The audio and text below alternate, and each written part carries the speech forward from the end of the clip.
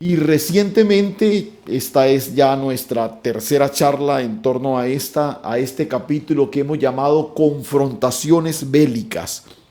Un reino que sufre violencia. Un reino que sufre violencia. Y mira,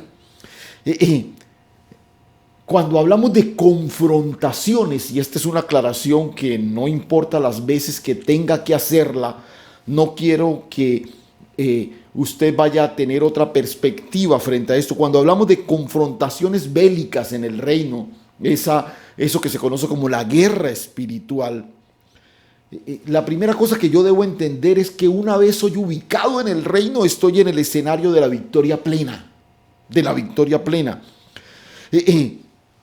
No significa que no hay un enemigo, claro que sí, pero es un enemigo que ya ha sido derrotado y su única artimaña ahora es el engaño y su propósito es desconectarnos con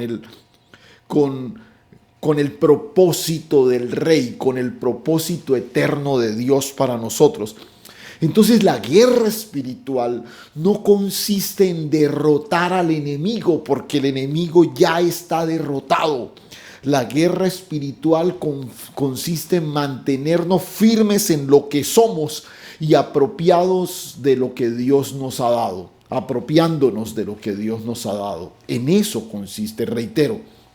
No es derrotar al enemigo, él ya está derrotado, pero es mantenernos firmes en lo que ahora somos.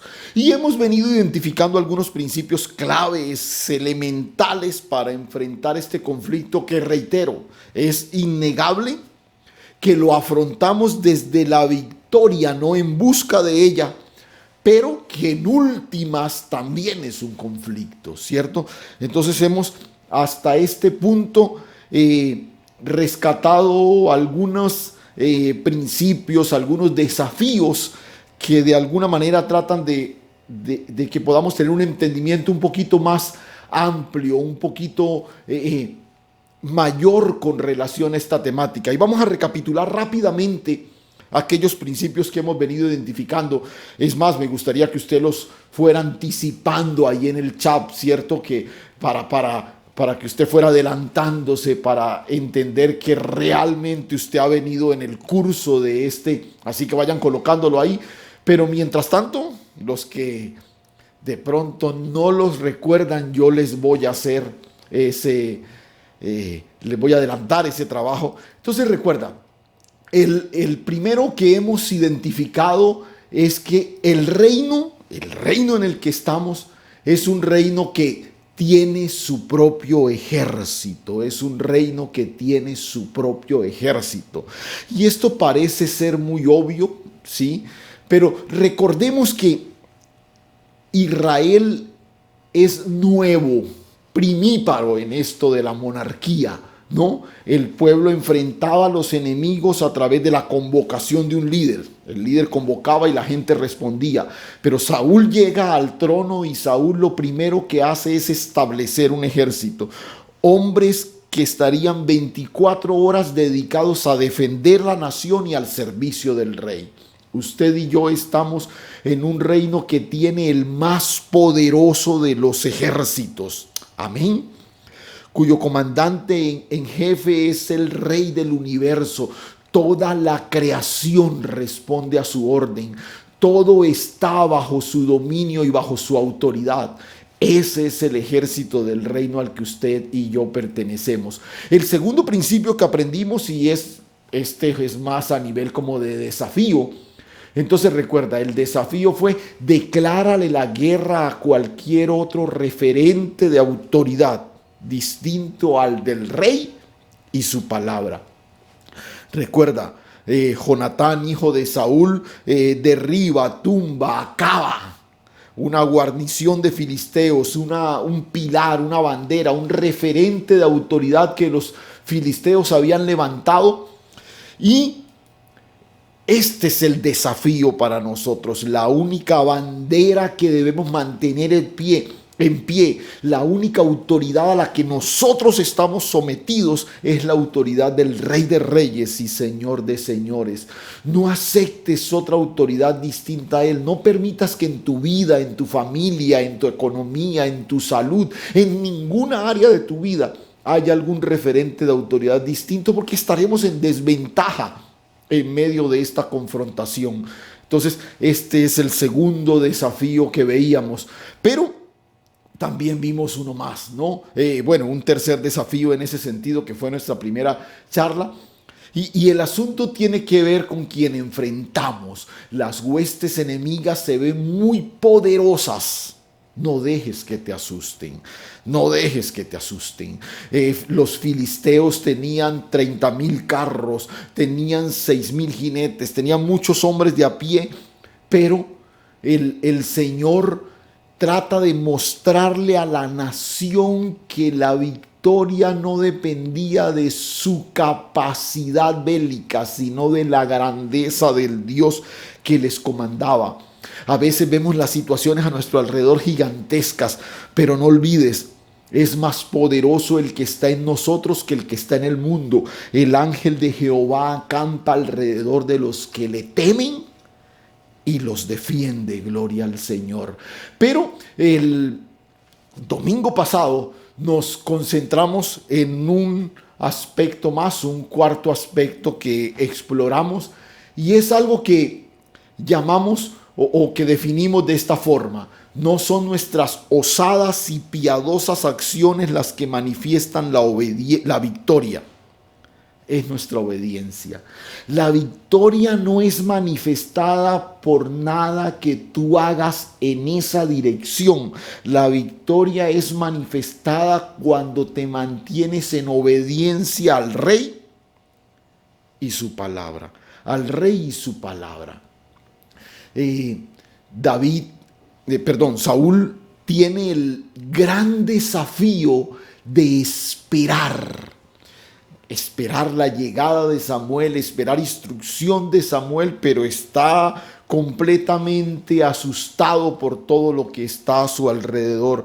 Pero el desafío era precisamente ese: el desafío era esperar en obediencia. Entonces, el domingo pasado, digamos que elaboramos una de esas conclusiones que vamos capitalizando mientras avanzamos en el desarrollo de la temática, y es que la estrategia más poderosa de guerra espiritual es esperar en obediencia. Esperar en obediencia. No olvides, Saúl debía ubicarse en Gilgal. Debía esperar a Samuel para ofrecer el holocausto. Debía esperar instrucción. El reto era estar ahí.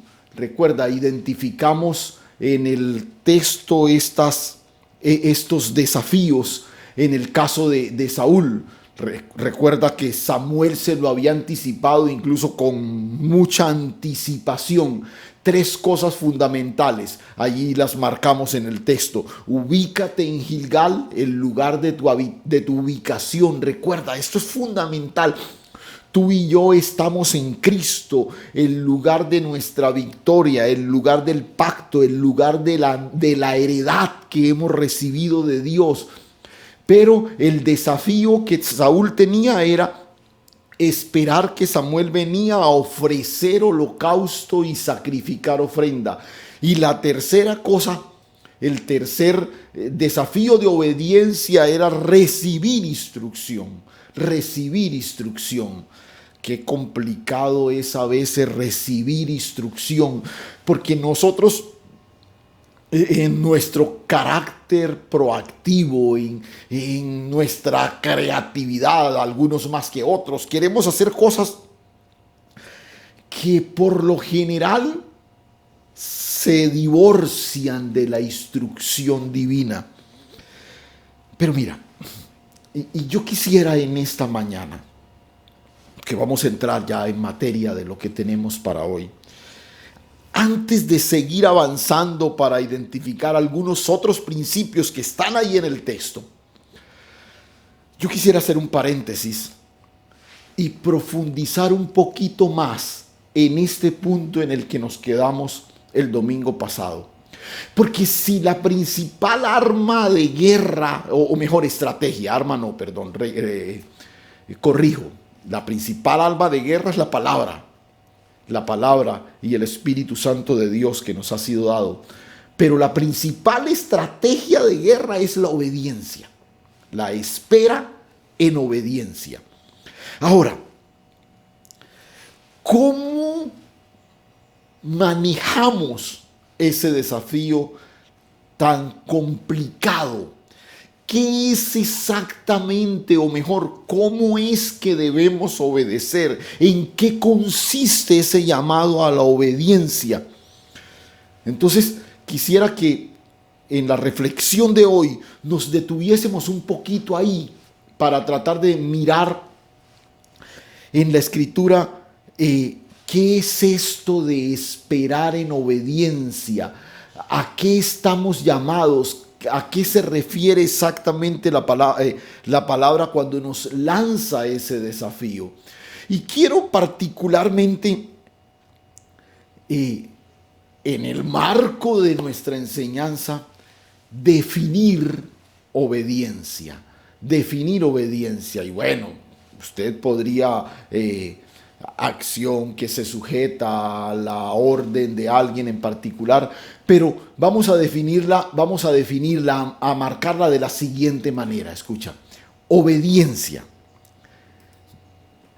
una vida controlada por la palabra. Una vida controlada por la palabra. ¿Qué es obediencia? Es una vida que se mueve, que avanza, que camina bajo el control de la palabra. Y bueno, cuando uno analiza con más detalle, porque esto fue lo que me llevó a detenerme un poquito aquí, cuando uno analiza con más detalle la situación que Saúl atravesaba, uno tiene la tendencia a justificar desde su humanidad la acción de Saúl.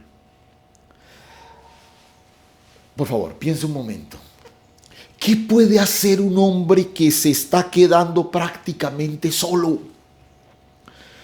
La gran mayoría de personas que todavía están a su alrededor están paralizadas de miedo. Y usted se va a dar cuenta más adelante que incluso ni armas tenían. Y uno diría, bueno, ¿qué es lo que se pretende? ¿Que Saúl se quede cruzado de brazos a ver que del cielo le caiga algo y esto y lo otro?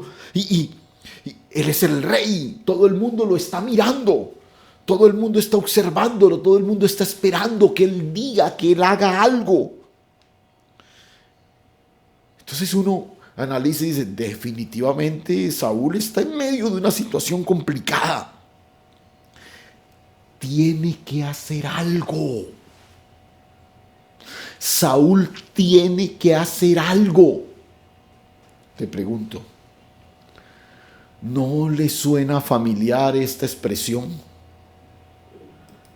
¿No siente que esta es una expresión que a veces resuena en nuestro oído cuando estamos frente a situaciones de mucha presión? Y es como alguien que todo el tiempo te está diciendo, tienes que hacer algo. Quizás estás en medio de alguna situación económica y te surge una oportunidad única. Uy, pero es que esa era una oportunidad única. O a veces tienes una reacción de esas que no corresponden a lo que tú eres. Y entonces dices, pero es que me sacó la chispa, es que, sí, y es que uno aguanta, pero no, tampoco, hasta allá no, ¿cierto? O expresiones como, pero es que él me ofendió primero, ¿qué esperaba que yo hiciera, cierto? O Y es que esta situación está muy dura. Realmente esa era la única salida. Yo no veía otra salida. Bueno, sí, es que si uno pagara la totalidad de los impuestos, ¿quién podría sobrevivir en medio de la economía de este país? O por ejemplo, es que esos materiales estaban en ganga. Sí, no corresponden a las mismas condiciones técnicas que yo coticé, pero es que con eso me ahorré una plata impresionante. ¿Sí ves? O sea, tú estás en medio de una situación y como que sientes que hay que hacer algo. Que hay que hacer algo. Y quiero que observemos una vez más la situación de Saúl.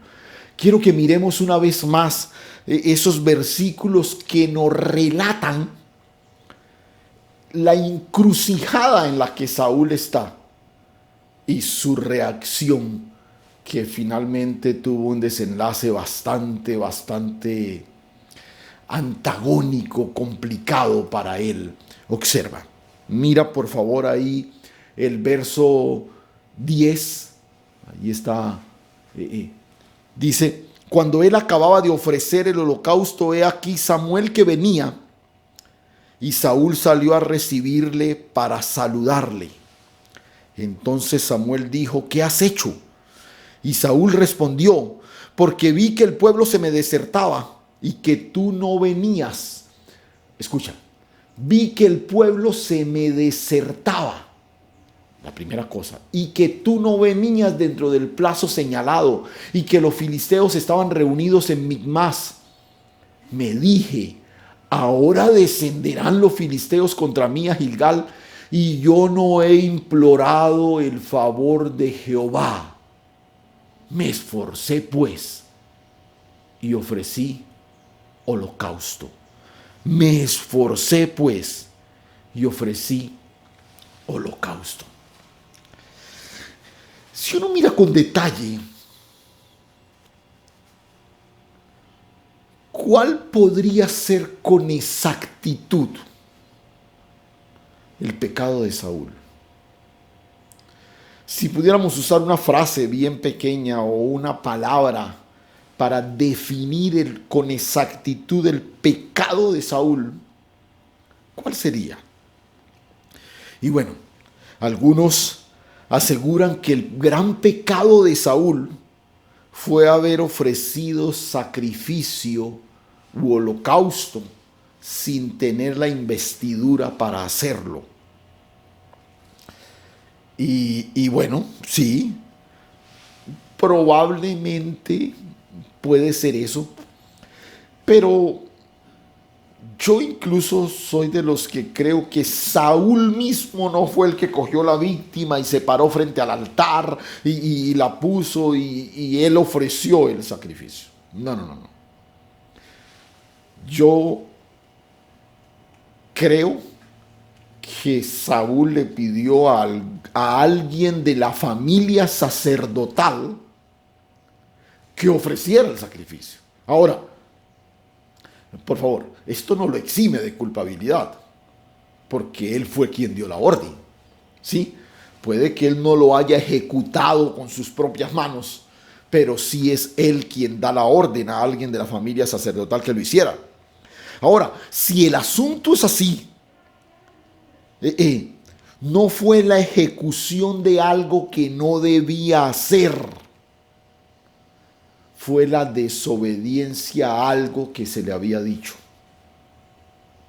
Otra vez, el gran pecado de Saúl aquí no es la ejecución de algo que no debía hacer, fue la desobediencia a algo que se le había dicho.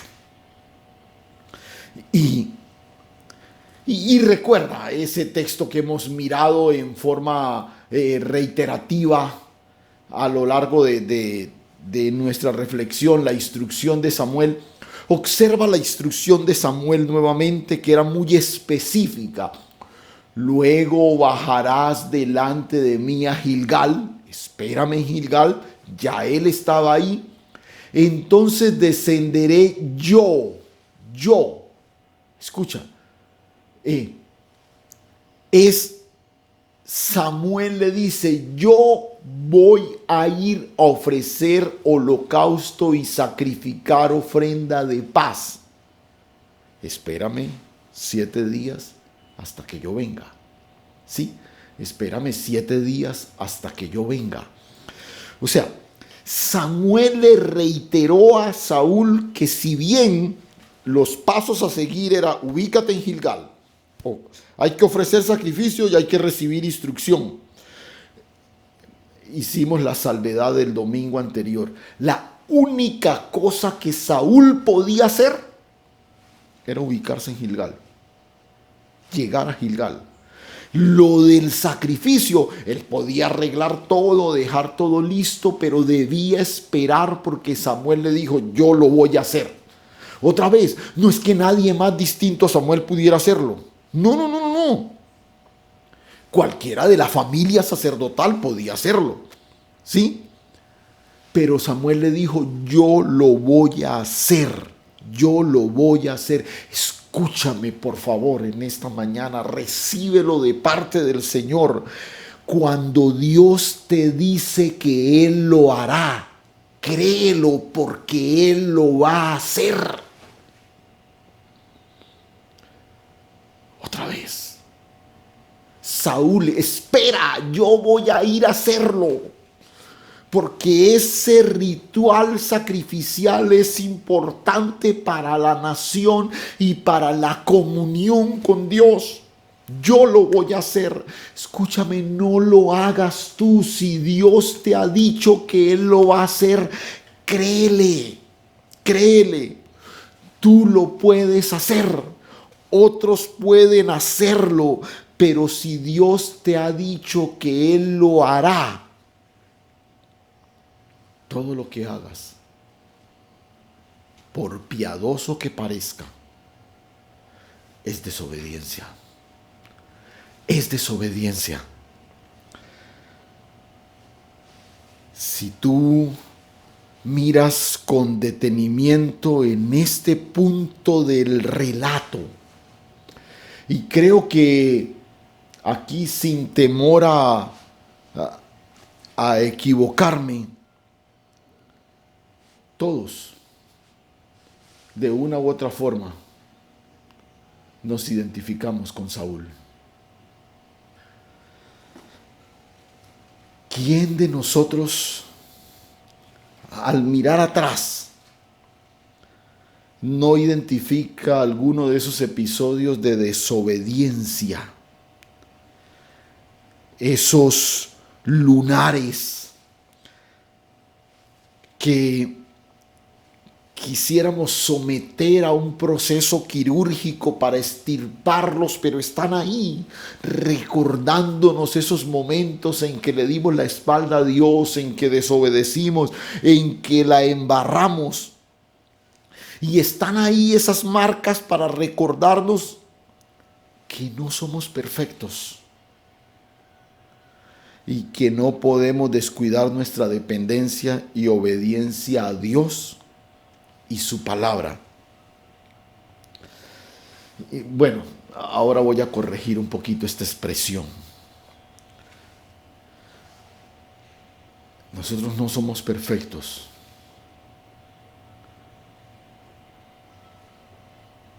pero Dios espera que lo seamos.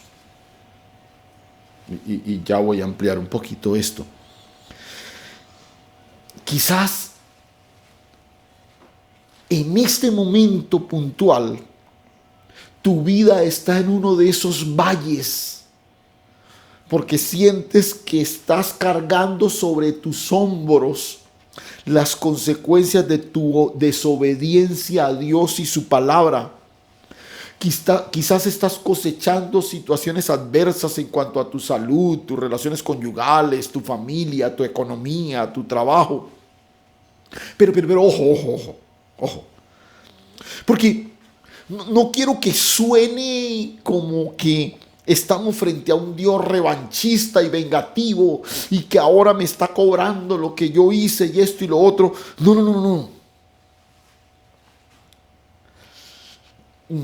A ver, hay una corriente teológica pseudocristiana que de alguna manera desconoce, ¿no?, la trascendencia de la gracia de Dios. Pero escúchame, no estamos frente a un Dios revanchista o vengativo, no. Lo que a veces no entendemos es que Él es fiel a su palabra. Él es fiel a su palabra. Y mira, nosotros tenemos la tendencia, cuando pensamos en las promesas divinas, repetimos una frase que, esto suena espectacular cuando pensamos en todo aquello que Dios nos ha prometido. El cielo y la tierra pasarán, pero mis palabras no pasarán. Esa declaración de Jesús tan hermosa. Pero escúchame, esto también es cierto con relación a las consecuencias de nuestra desobediencia. También están consignadas en la palabra las consecuencias de nuestra desobediencia. Y no es que Dios se está ensañando con nosotros y está tomando venganza o revancha. No, es que Él es fiel a su palabra. Si el juicio está en su palabra no pasará. Él no puede negarse a sí mismo. Él no puede negarse a sí mismo. Escúchame, no es Dios el que le cobra a Saúl su apresurada decisión, quitándole el trono a su generación. No.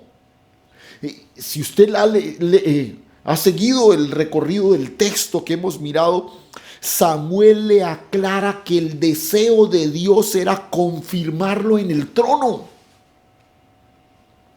Dios había confirmado el trono para ti. Es Saúl con su desobediencia quien priva a su generación de la silla real. Voy a repetir este pensamiento otra vez.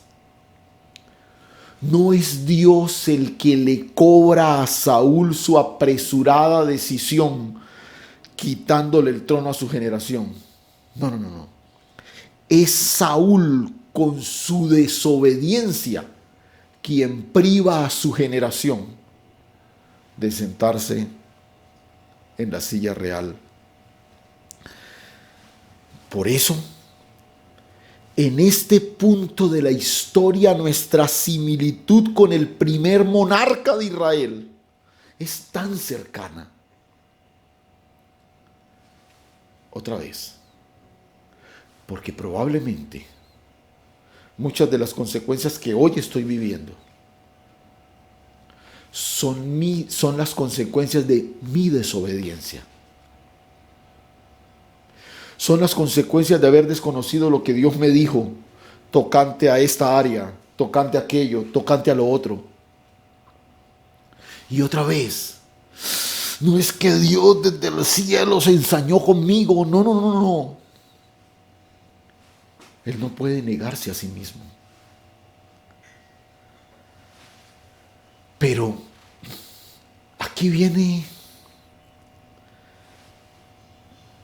el concepto en el que quiero profundizar un poquito más en la parte final de nuestra exposición en esta mañana.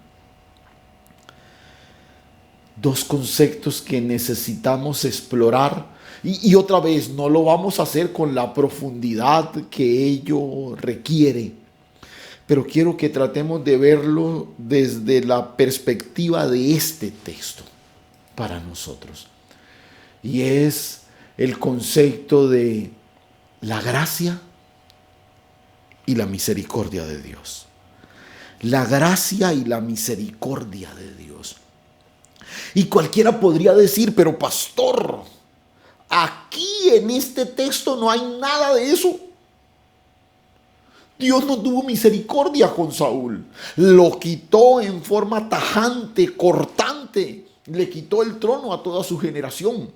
O sea, pastor, si vamos a hablar de gracia y misericordia precisamente en este pasaje, no hay nada de eso. Aquí lo que hay es una sentencia radical y hasta dramática. Pero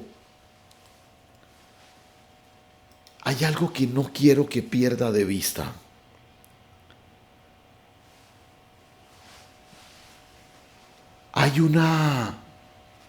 Cuando usted mira el texto, ¿no?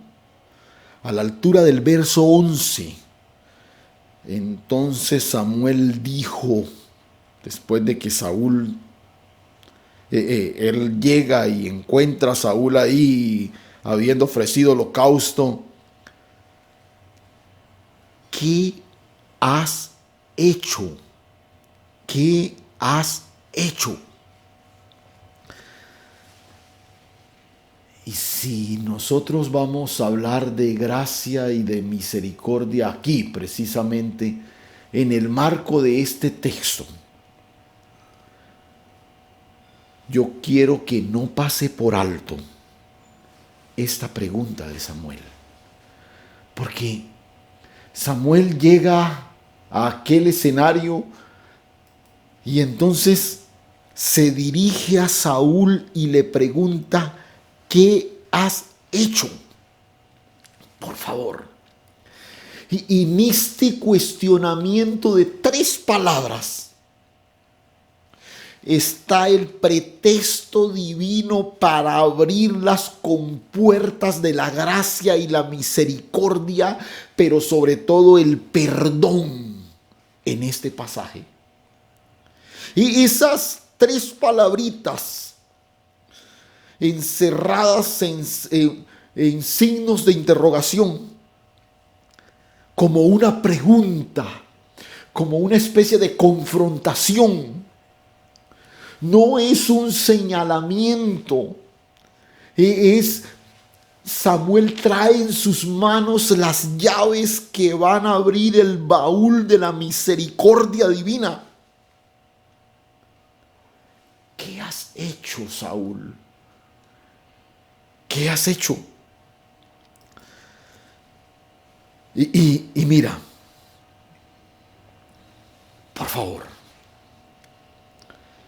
cuando Dios te pregunta qué has hecho, no es porque no lo sabe.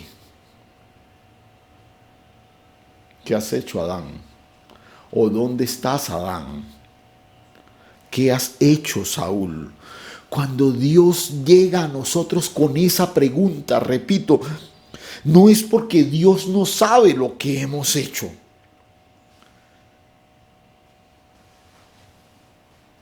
Es porque Él espera que nuestra respuesta no describa nuestras acciones y trate de convencerlo con nuestras justificaciones. Él espera que nuestra respuesta reconozca que le hemos fallado a Dios.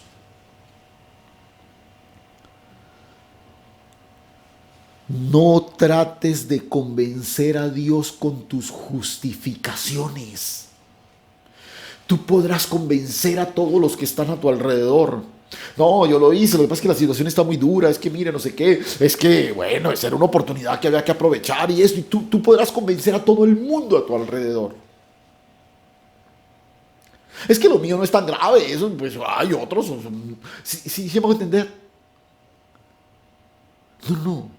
Cuando Dios te aborda con esta pregunta, ni siquiera quiere que le describas lo que hiciste. Él sabe lo que hiciste. Lo que Él quiere es que reconozcas que desobedeciste.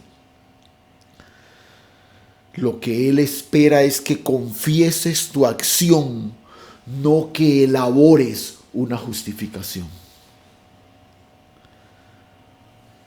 Cuando uno observa a Saúl, su justificación terminó incriminando a Raimundo y a todo el mundo.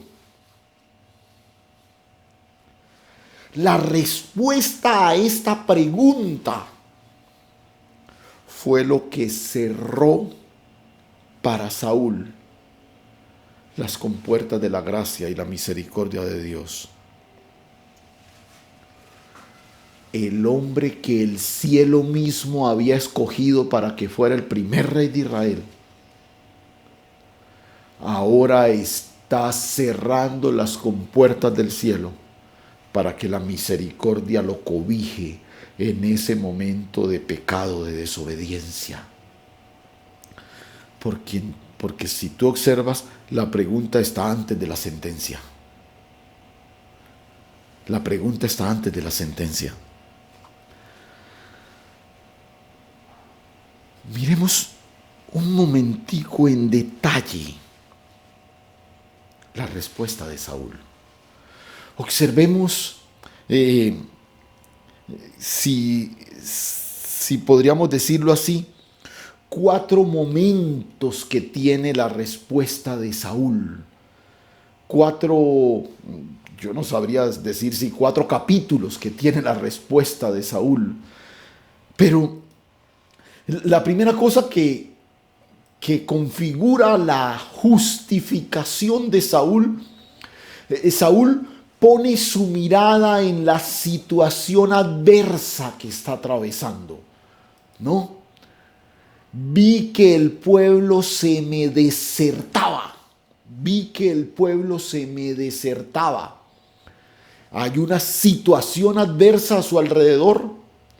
Todo el mundo se le está yendo y los que quedan están muertos de miedo. Por favor, observa. Puso su mirada en la situación adversa que atravesaba.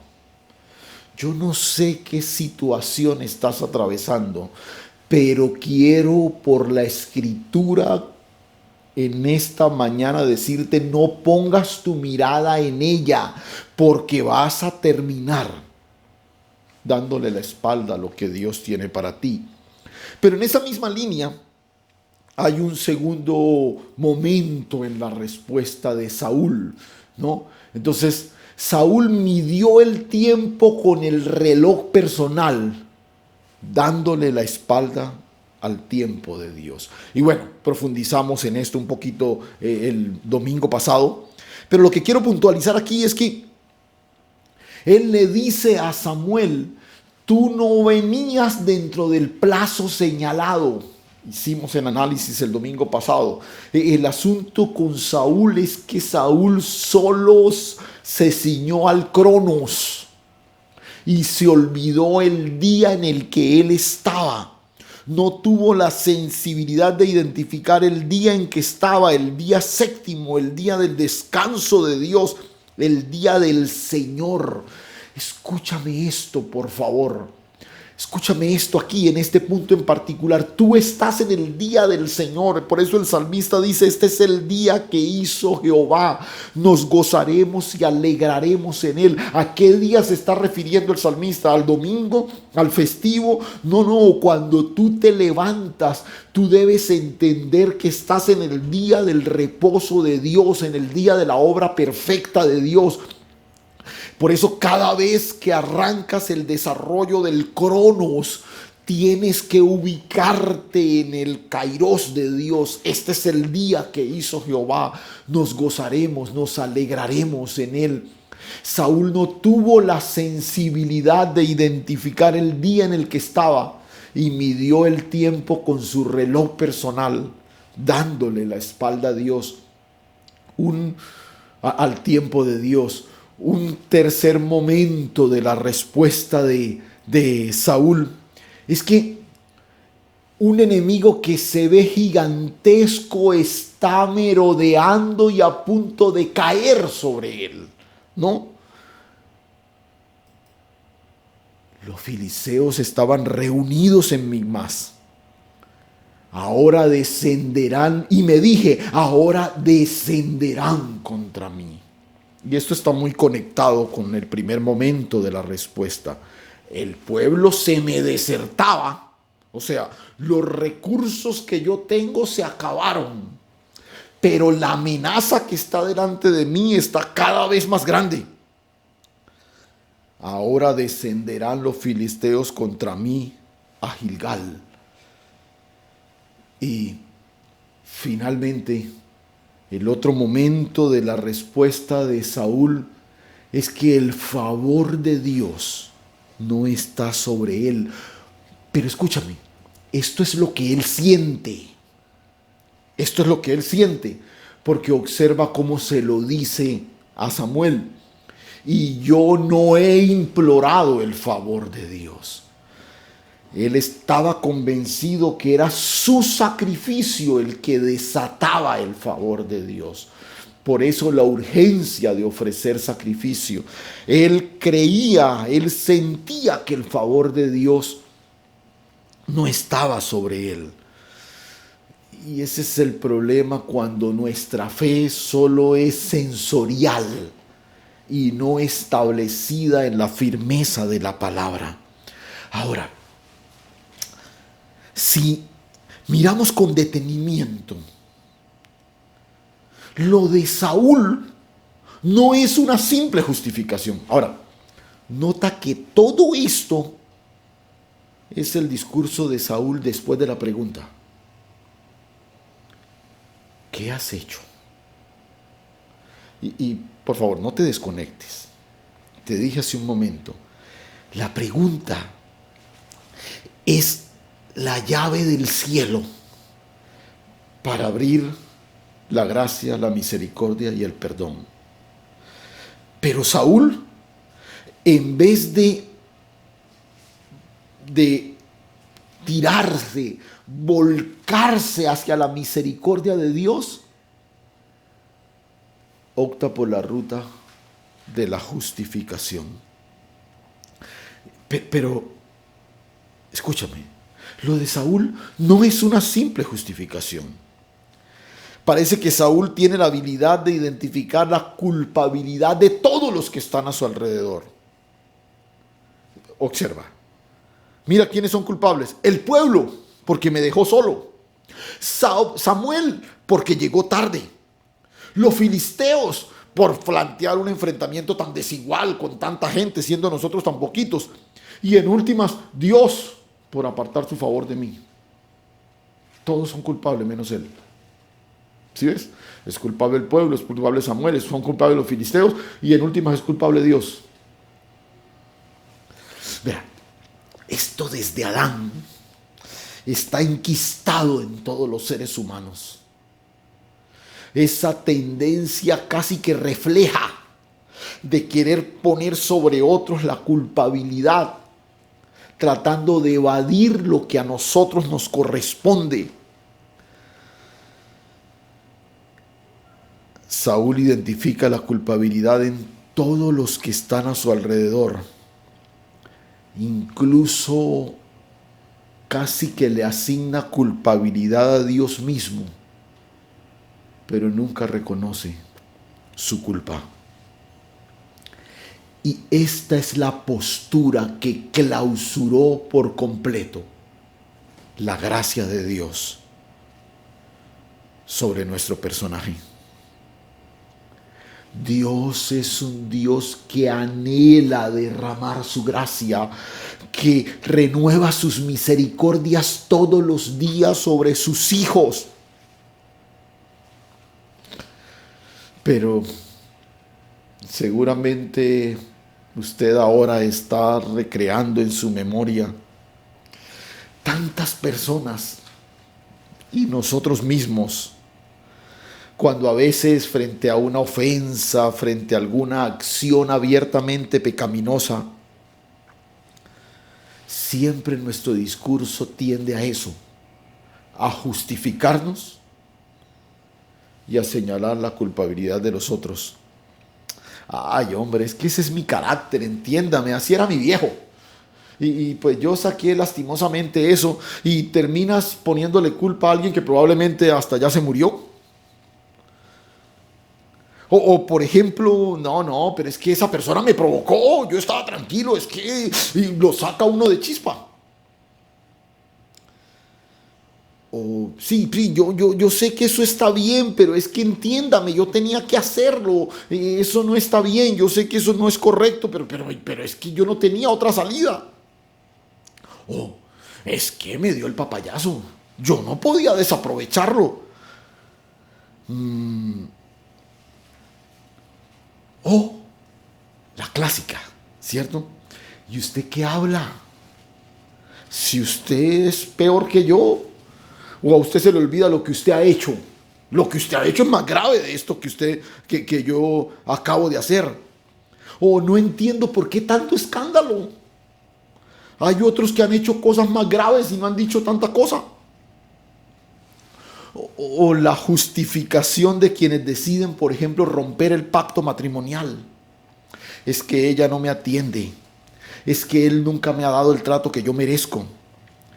Nota, todos los demás son culpables, incluso Dios. Si la palabra dice esto, pero es que bueno, yo tengo que hacer esto porque, o sea, a Dios no se le ocurrió que la salida mía era mucho mejor. Escúchame, por favor. Lo que Dios espera cuando nos pregunta ¿qué has hecho? Es una simple confesión y un reconocimiento. Es una simple confesión y un reconocimiento.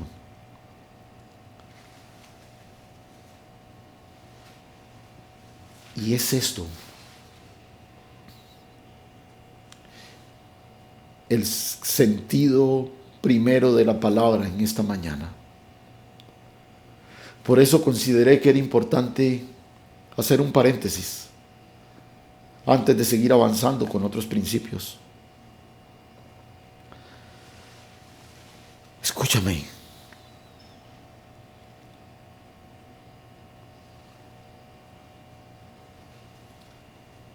¿Qué has hecho?, te pregunta el Señor en esta mañana. No era tan difícil, Saúl. Era más difícil articular esa justificación que incluso como acabamos de verla, casi que con 4 capítulos, con 4 expresiones, con 4 culpables. ¿No te parece que era más fácil sencillamente caer de rodillas y decir, Señor, te fallé, perdóname? Samuel, no debía hacer lo que hice.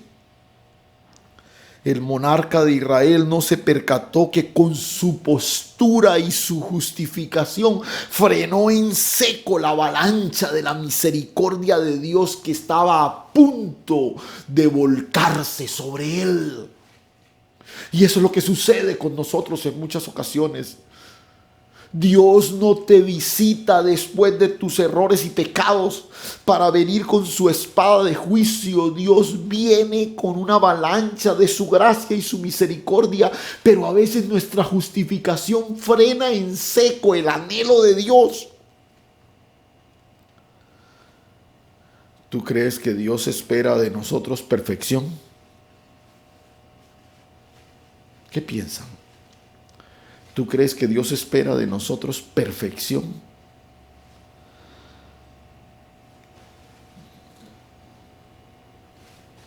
Sí, sí. Dios espera que seamos perfectos. Si no fuera así, Él no lo hubiera mencionado en el Sermón del Monte cuando declaró, sed pues vosotros perfectos como mi Padre que está en los cielos es perfecto. Aquí el problema es cómo defino perfección. Y hay algunas cosas que yo tengo que entender. Y es que la perfección en nosotros no es intrínseca, no está en nosotros. Solo se da por identificación. Sed pues perfectos como vuestro Padre que está en los cielos es perfecto. Ser perfectos no significa que nunca nos equivocamos. Ser perfectos es que estamos en el proceso de Dios para hacer de nosotros el varón perfecto. Hasta que todos lleguemos a la medida de la estatura del varón perfecto. Ser perfecto es estar en el proceso, no es que no me equivoco, es que me equivoco y reconozco mi culpa y le permito a Dios que siga moldeando el varón perfecto en mí. La perfección no es el camino de mi esfuerzo, es el camino de mi muerte.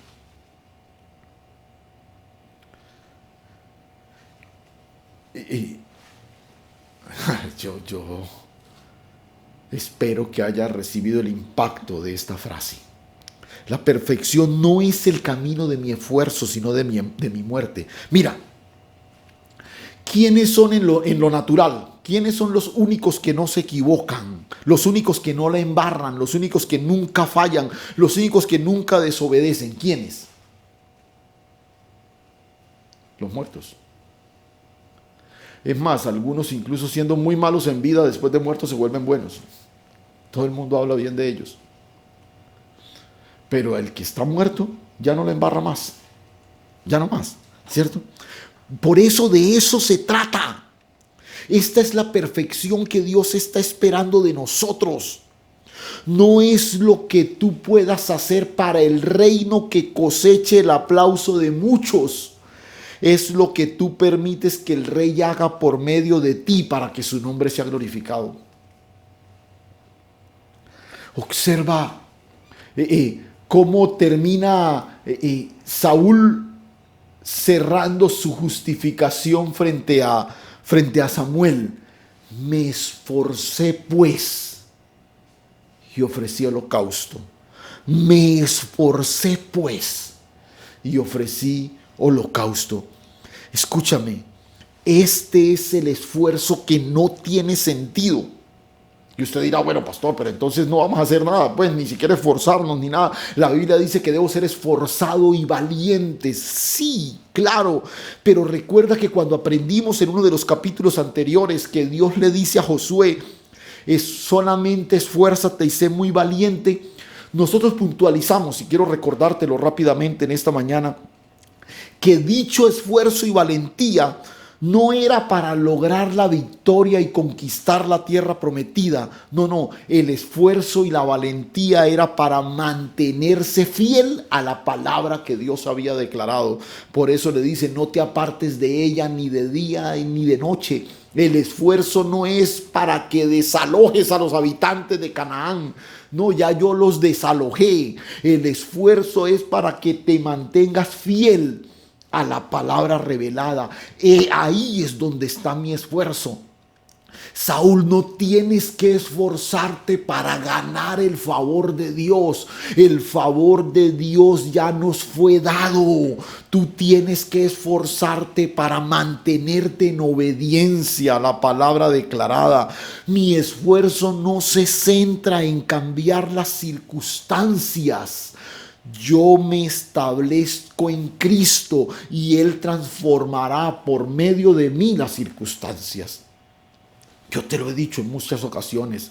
El problema es que muchos de nosotros estamos tratando de vivir un cristianismo que pretenda imitar a Cristo. O mejor, porque esa expresión es bíblica, mejor, hacer lo que Cristo hizo, vivir como Cristo vivió.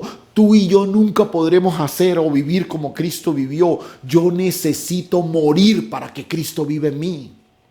El problema es que estoy tratando de vivir como Él y necesito dejarlo que Él viva a través de mí. ¿Ves la diferencia? Mi esfuerzo es para mantenerme en obediencia y fidelidad a lo que Dios ha declarado. Tú no puedes transformar el corazón de tu cónyuge, pero tú puedes esforzarte en obedecer lo que Dios ha dicho. Aunque veas un panorama amenazante o desolador a tu alrededor, aunque las dificultades se multipliquen, mantente fiel. Este es el esfuerzo que sube como olor grato delante del Todopoderoso. He escuchado tantas veces a personas sinceras que llegaban a mi oficina diciéndome, pastor, es que yo me esfuerzo, yo hago esto, yo hago lo otro, es que yo busco, es que yo digo, es que yo Esfuérzate en no apartarte ni un ápice de la verdad revelada, mientras esperas que el favor de Dios que ya está sobre ti sea manifestado en tu espera obediente. No culpes a los demás. No olvides el día en el que estás, el día del descanso y la obra completada de Dios en Cristo. No implores el favor que ya te ha sido dado. Muere a tus iniciativas piadosas y brillantes y permítele a Él obrar. Permítele a Él obrar. Escúchame. Reconoce delante de Dios. Es lo único que Él espera. Hoy el Señor llega a nosotros una vez más con esta pregunta: ¿qué has hecho? Es el momento de reconocer delante de Dios nuestro pecado, nuestra falta, por acción o por omisión. Porque mientras no lo hagamos, la gracia y la misericordia de Dios serán obstruidas por nuestra arrogante postura. Escúchame, porque quiero que oremos. El pródigo preparó su discurso, incluyó todos los detalles, lo ensayó. Me levantaré, iré a mi padre y le diré: Padre, he pecado contra el cielo y contra ti, ya no soy digno de ser llamado tu hijo, hazme como uno de tus jornaleros. Y cuando tenía el discurso todo preparado, ensayado, entonces se enlistó camino hacia el Padre. Y cuando el Padre vio que regresaba, corrió a él, lo abrazó, lo besó, y lo único que le permitió decir fue: Padre, he pecado contra el cielo y contra ti. Ya. El resto del discurso quedó en veremos. ¿Por qué? Porque cuando el Padre escuchó la hermosa melodía de la confesión de su Hijo, la gracia apareció en escena para llenarlo todo. El vestido nuevo, el calzado, el becerro gordo, el anillo, la celebración. Todo fue un despliegue de gracia cuando el Padre escuchó la confesión del Hijo. Todo eso quedó listo en el cielo aquel día, porque Saúl prefirió el camino de la justificación y no el del reconocimiento. No prives al cielo en esta mañana de todo lo que tiene preparado en su gracia y en su misericordia para volcar sobre ti. Este es un lindo momento de reconocimiento, perdón y restauración. Cierra tus ojos un momento, por favor, y escucha, no solo en tu oído, sino en tu corazón, el Señor que te dice: ¿qué has hecho? Y ya deja de estar diciendo: es que lo mío no es tan grave como lo que otros hicieron. Ya, sácate eso de la cabeza. Es que era una oportunidad única. Sí, lo que pasa es que la situación era muy terrible y pues me tocó. Es que yo desconocí esa instrucción de Dios, porque es que mire la situación que estoy atravesando. No, sácate todo eso de la cabeza. Es más, si sientes la libertad ahora, ahí donde estás, de caer de rodillas y decirle: Señor, perdóname. Perdóname. Hay una avalancha de la gracia y el favor de Dios que está a punto de descender sobre los hijos del reino, que hoy abren su corazón en reconocimiento y perdón. Díselo al Señor ahí donde estás. Señor, aquí estamos, oh Dios. En lo personal quiero pedirte de todo corazón, Señor, que me perdones. Tantas veces que aún en mis oraciones he tratado de convencerte, Señor, con mis justificaciones. Perdóname, Señor. Perdóname por haber desconocido tantos detalles de tu palabra. Perdóname por haber querido, Señor, imponer mi propio criterio. Perdóname, Señor, por haber creído que muchas de mis acciones finalmente son aquello especial que tú tienes para nosotros. Perdóname, Señor. Díselo al Señor ahí donde estás. Confiesa tu pecado, tu falta delante del Señor. Y comienza a ver cómo el bálsamo de la gracia y la misericordia de Dios desciende sobre ti ahora. Ahora, en el nombre de Cristo Jesús. Lloro, Señor, para que cada corazón que en este momento se está abriendo por completo sea abrazado por el favor, la misericordia y la gracia de aquel que nos visita para afirmar en nosotros el propósito eterno de Dios. Seguimos en el proceso, Señor. Hoy somos perfectos en Cristo, no porque no cometemos errores, sino porque reconocemos que tu mano poderosa sigue formando la vasija de honra que está en la mente y el corazón del alfarero. Gracias, Señor. Gracias, Dios. A ti toda la gloria y la honra en Cristo Jesús. Amén.